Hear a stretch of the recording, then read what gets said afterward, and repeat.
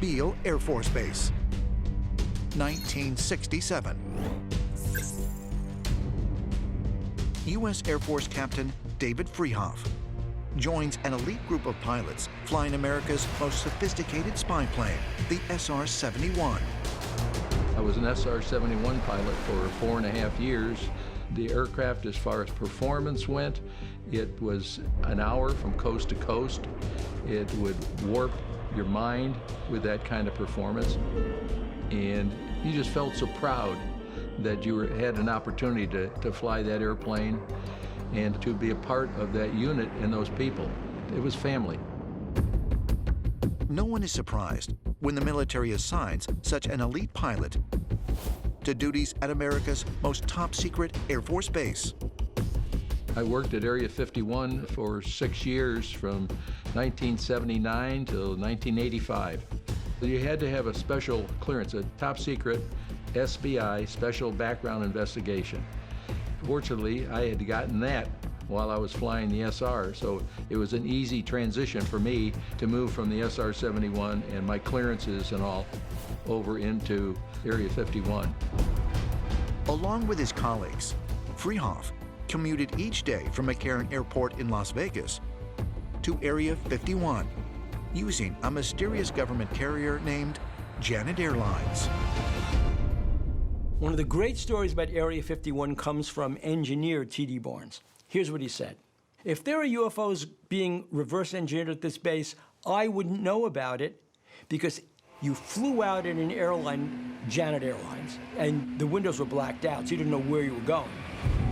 Freehoff noticed that on his daily commutes, a select group of scientists and military personnel also boarded the Janet 737 in Las Vegas.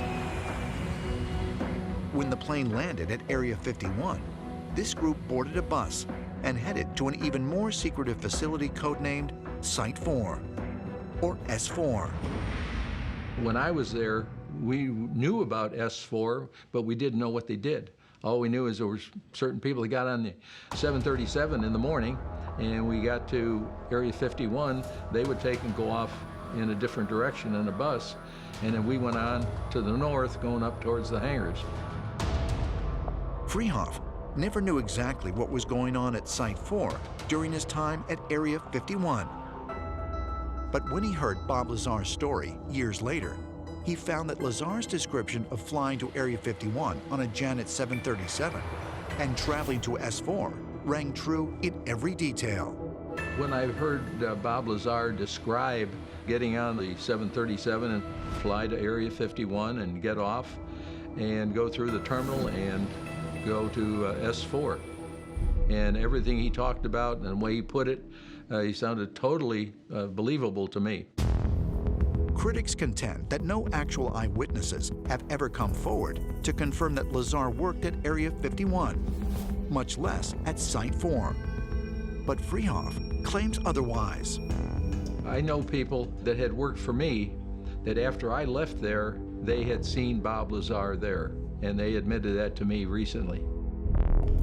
I know that his critics piled on because obviously they did not want the word to come out that there were in fact UFOs in our possession, and that he was revealing a capability to perhaps our enemies that we in fact were alien technologies.